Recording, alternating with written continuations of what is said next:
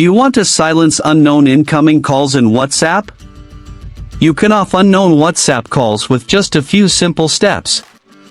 In this short video tutorial, I will show you how to silence unknown incoming calls in WhatsApp.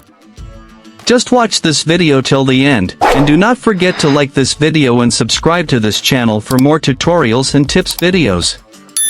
I've also added some helpful tools and apps in the description. Check them out after watching this video.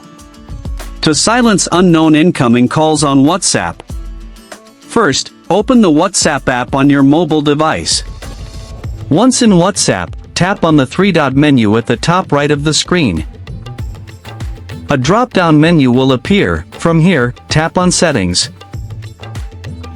Now, a new screen will appear with various settings options. Find and tap on Privacy. Again, a new screen will appear. Scroll down and find Calls. Once you find it, tap on it. On the new screen, you will see a toggle switch next to Silence Unknown Callers. Enable this toggle to silence unknown incoming calls on WhatsApp. Once enabled, calls from unknown numbers will be silenced but will still appear in your call log.